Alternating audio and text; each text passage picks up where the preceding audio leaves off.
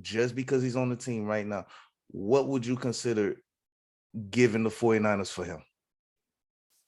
Without even like seeing anything right now? Without even seeing anything, just based on what you just said, just like that, from Carolina to San Fran. Now the media's hyping them up. And I'll answer this question, and I get that we're going down a rabbit hole. And then once I do, we'll get back on course here. But just the fact that he'll get another shot is value, because Sam Darnold's career should be dead by now. Right. And I think he would earn himself at least another attempt on another team, like just because he signed with the Niners. I mean, as far as like pick wise, what is his value? Don't get me wrong, he could have signed somewhere else and got a crack at it, but he didn't. He signed with the 49ers, and he knows it's in his best interest. So I'm more concerned if Trey struggles. That's the scenario I'm more worried about, because then you're forced to play Sam Darnold. And you know what I mean? That's where I'm like, we can't have Trey struggle. Trey can't afford to struggle. There's too much on the line. But see, it's a lot of questions that we just raised, just having this small conversation. What do we do with Purdy? Do we rush him back, or do we take our time?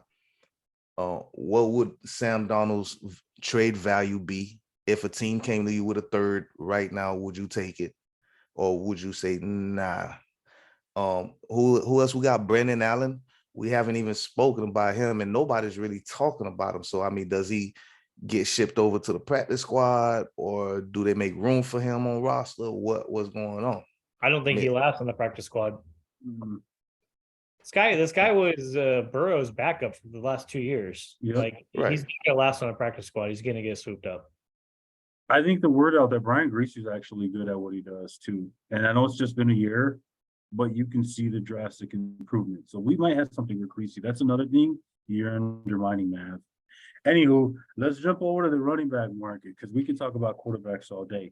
What the fuck is going on with the running back market? Who broke it? How to fix it? And should it be that way? Oh, I've gone back and forth on this. They should get paid 100%. But I think the way the system is right now, it's kind of set up just against the running backs.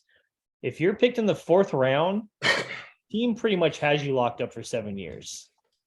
That's kind of the life of a top running back, because they get broken down so much. So from a team's perspective, why are you going to give these guys top dollar when history shows that they're not going to be around to fulfill that contract early? I mean, who was the last running back to really get paid? Todd Gurley. No, it's probably McCaffrey, right? Oh, was it Zeke? No, Todd Gurley got wow. Well, should we look at it? Yeah, no. Well, McCaffrey's contract, to me, in my opinion, is worthy. So you're right, McCaffrey. I think Zeke's contract's the problem. And that's just my opinion. I think Zeke's contract broke everything. No, CJ2K contract broke it. It started it. You kind of had back-to-back. You had Gurley and Zeke get contracts, and they both broke down and just weren't worth it by the end of the contract. I mean, let's take Saquon as an example for this situation, since he's one of the guys that's not getting paid. He was arguably the offense last season. Without him, they probably don't make the playoffs. Alvin Kamara's making $75 million. Oh, wow. So Daniel Jones, in my opinion, did not deserve his contract. But then you also look at Barkley. He's had 2 good seasons in 4 years. He hasn't stayed healthy. He hasn't been on the field. So does he really deserve to get the money? Or is 11 million? Or is 11 million enough? He should just take it. I mean, the top guy right now is making $16 million. That's McCaffrey, followed by Kamara. Which these guys aren't that. I mean, McCaffrey is like I keep saying, to be a top running back in this league now, you have to be multi-positional. You got to play positionless football. You know what though? I mean, I'm okay. Put it this way: after looking at these numbers right now, I feel for Saquon, and I see what he's talking about, and he should get paid. He's better than Nick Chubb to me, and Nick Chubb's making 12. So And you're then- you would be okay. Put your owner's cap on. You have Saquon. You've had him for what, 4 years now, right? Mhm. First year, he was a breakout star. Awesome. Year 2, year 3, bust years. And then he comes back and has another great season. So 50% of his contract has been worth it. Remember, we talked about Saquon earlier, before the season ended, and I said those same things you're saying. I wouldn't pay him because he's injury prone, and I'm a running back myself. I'm all about running backs getting paid, but dude, if he can't stay on the field, I don't like to spend my money on things that don't work. That's just me. Then why are you paying him? So why are you paying him now? But well, we're talking about the market, period, right? It's not just him as an individual. We're talking about the market, period.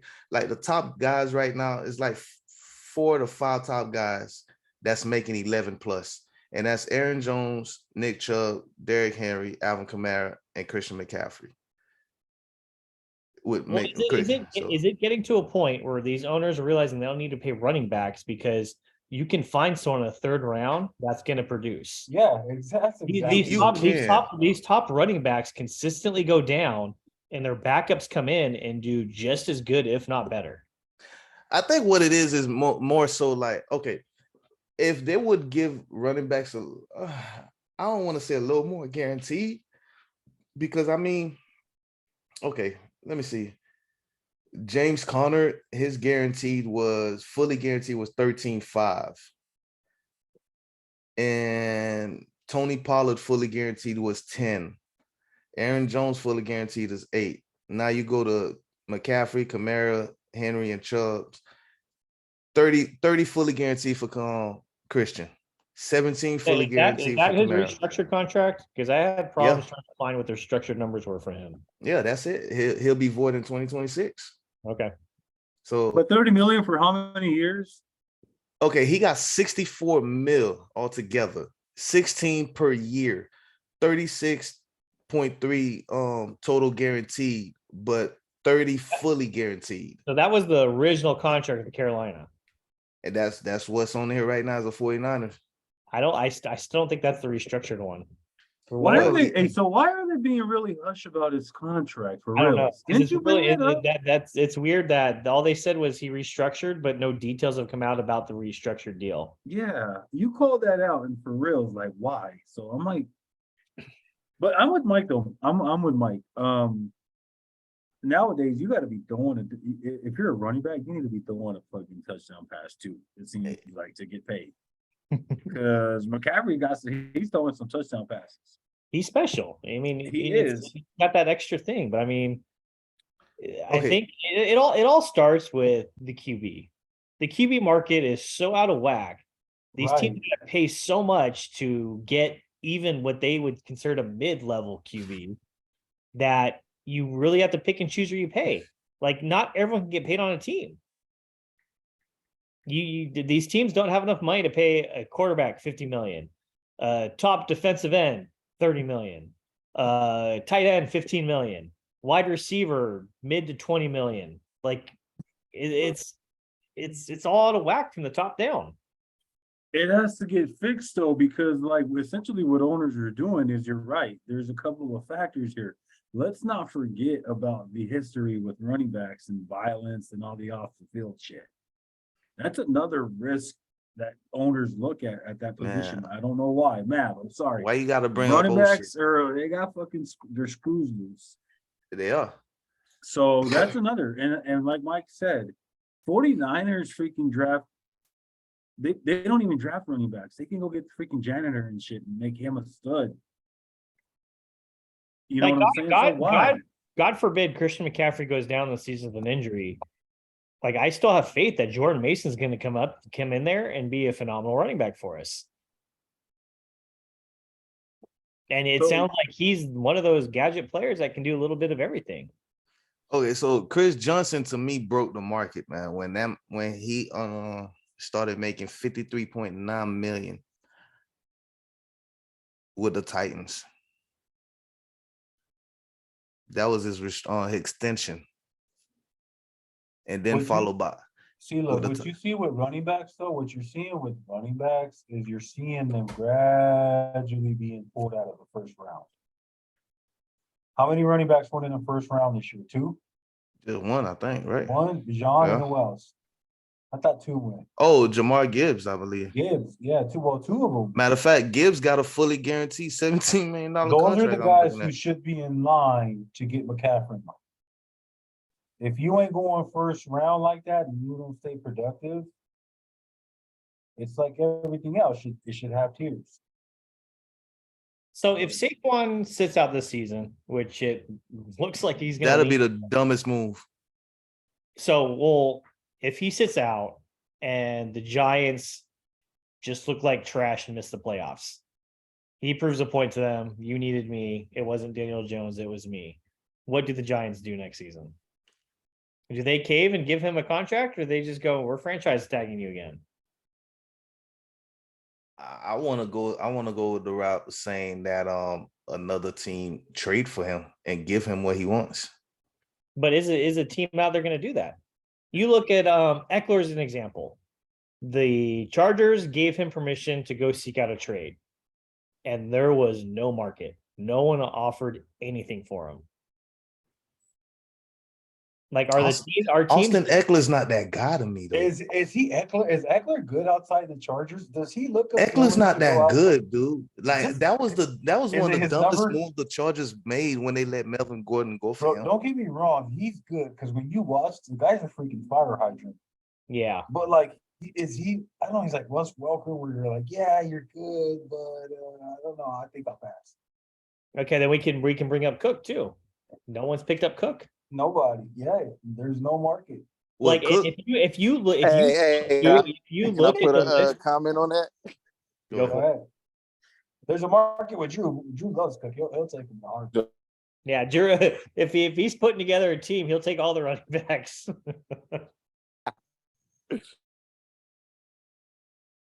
Go ahead, Drew.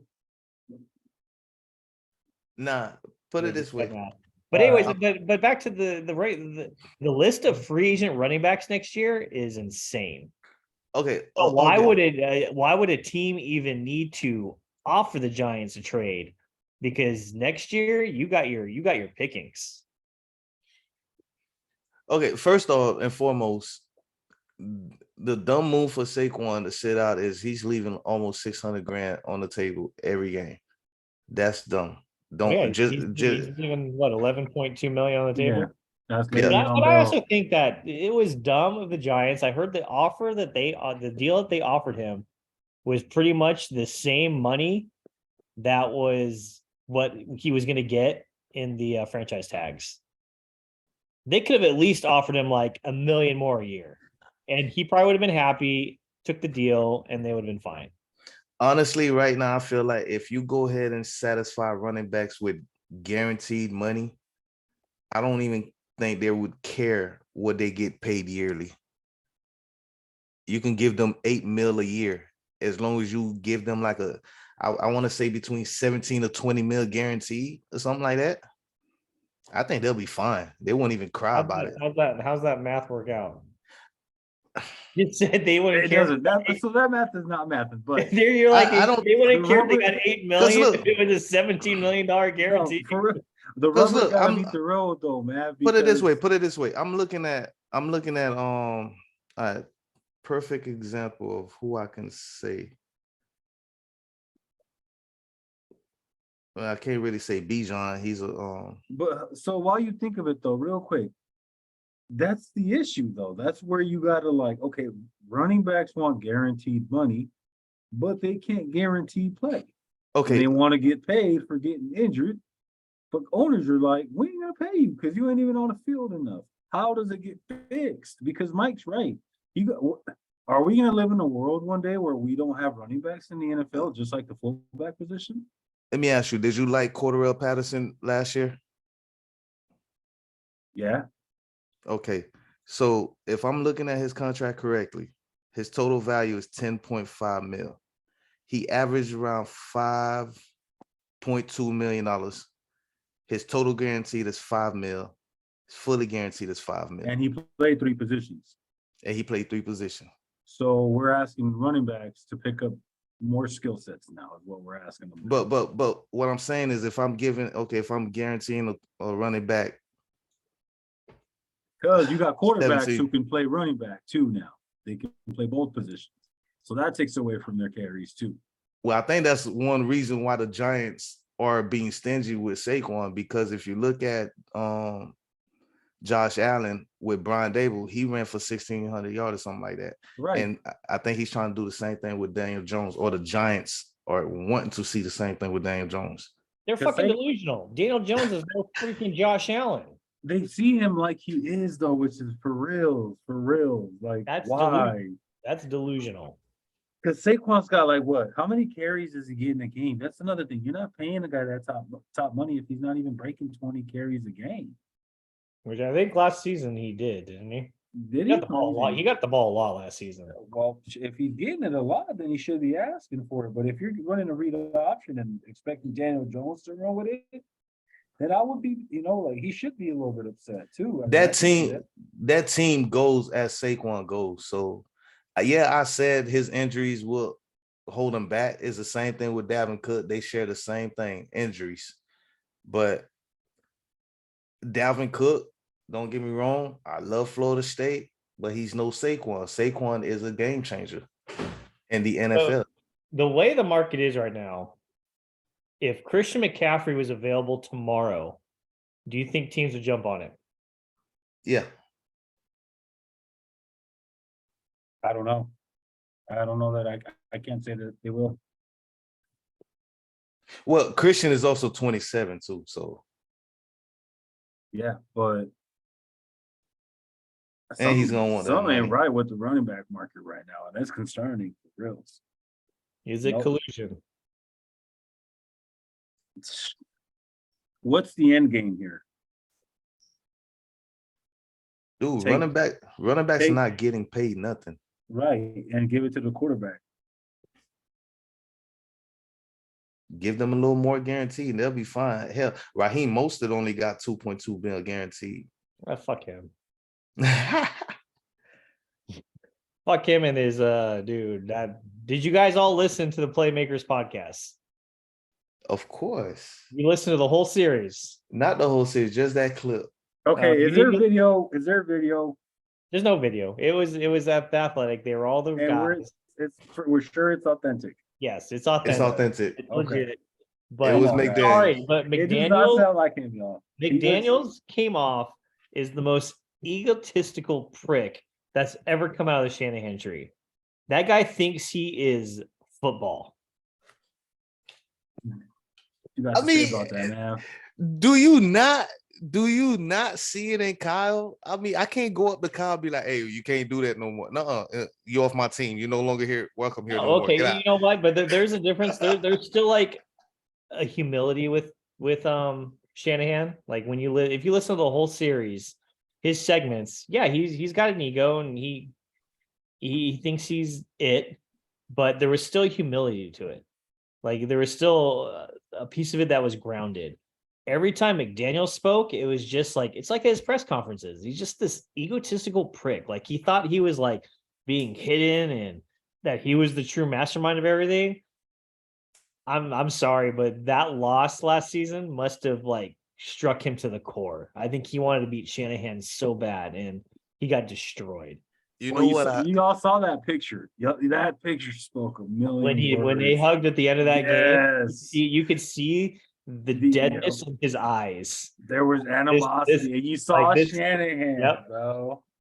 So it almost came out too. Like I like reading between the lines that like all these guys, Shanahan, McVay, like LaFleur, like all of them were kind of like this boys club, and I almost kind of feel like McDaniels was like the errand boy for him and like maybe wasn't the cool guy.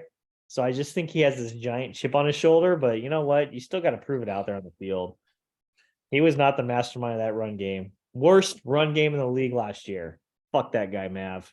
When I heard McDaniels speak, I'm like, only one thing could come to my head right now. McDaniels was that nice guy. He's come home, to San Francisco, flowers and chocolate. Here, how you doing? I'm trying to take y'all on a date. Kyle just rejected him. So now he's got to be a jerk. He's got to let him have it. He's going to be another one that every time we play them, Shanahan's going to have his number. That's not a red flag to you, man. That doesn't raise character concerns about McDaniels just snaking his boy after he gave him his chance. And the entire time, it seems like McDaniels has just been secretly snaking Shanny behind his back. I mean, isn't that how every gangster movie starts off? You got your homeboy with you, your right hand man, you take everywhere, you showing him the game. But at some point, he's gonna have to run his own crew. See, yeah, he's trying to take all the rejects of Shanny's crew. That's my problem with him, though, is because he can leave on and go have his own crew and appreciate. But he's not. He's walking away throwing shade at his old employer. Every other coach on that series, they all had great things to say about Shanahan and praised what they learned from him and this and that, and he just didn't. And it was just all right, well, fuck you. You go ahead and try and create Niners Part 2 down in Florida, but I just look at it he's going down again this season, and you're gonna be fired as a head coach. I just look at it like two brothers that spent their whole life together, while the younger brother was just always like, "Damn, you never let me do what I want to do. You never want to put my ideas out there, or you want to take the credit for everything." It's kind of like behind the curtains, but now it's just like, you know what? Forget it. I'm gonna just air out the laundry now. I'm gonna let it be known what it is. I think we would know more about Kyle coming from McDaniels because how close they are versus anybody else. Are they really though? When was the last time you seen those two hanging out? That's why I keep saying that. That's why I said I think the rest of them had the boys club, and McDaniels is kind of like. I mean, do they all still hang out? Do we know that for a fact? Yeah, it's like the old Kanye story where they're like, Jay-Z and them was like, yeah, Nas and them were like, bro, you make beats, you stick to making beats, all right? You can't rap, you're not a rapper. And they were just pushing McDaniel, hey, dude, you just design plays, you're not a play caller. And all of a sudden, this dude gets his shot. Because come on, let's be real here. I was shocked when he got that head coaching job. I'm sure I wasn't the only one. And all of a sudden, this dude's making calls on the plane. His ego's getting to him. And now he's throwing shade at Shanny. Out there wearing the linen suits out in the Miami Heat, trying to live that life. Man, if you don't see the ego on this, you can see his ego a mile away, bro. And it's getting bigger and bigger. I mean, hey, they know what they doing to each other, bro. They know what they doing. Matter of fact, no, they don't play this year, right? They ain't doing anything to Shanahan. He doesn't care. He knows these guys' number. Yeah, I like it. I like it. Let the drama begin. I like it. As a matter of fact, I want another drama to start. I want Robert Saleh and D'Amico Ryan drama to start. I want it. I want to see it. Who was the best? Who was the better one? D'Amico or who? D'Amico and Robert. Saleh? Yeah. Why not? No, that's not Saleh or McDaniels, because they play each other. Who's gonna win? That's right. They do play each other this season. But I think that's the better. Who gets fired first? Because Saleh's got a squad now with Aaron. Oh, you know what? Guess what, Mav? No, he doesn't. Okay, let's just hype it up. Whatever. Let's hype it up for Mav because we can watch this game with Mav. The Jets and the Dolphins is going to be a game. It is going to be an insane one. I'm circling those two games. Dude, you making me want to go to the game down in Miami, bro. Yeah, it's because that's your team, Mav. That's your team. Yeah, hey, you know what? You know what? Just for Mike, I'm gonna sport that Miami green. You do it. I do it all along. Hey, that's not for Mike. That's for himself. He wants to sport that Miami green. Man, for real. If I'm in Miami October I'll give you the dates, but if you can meet me down, if the Dolphins are playing, bro, we gotta go. But you can't be wearing no Dolphins gear, dude. Wait, nah, come on, man. I ain't gonna do all that crap, man.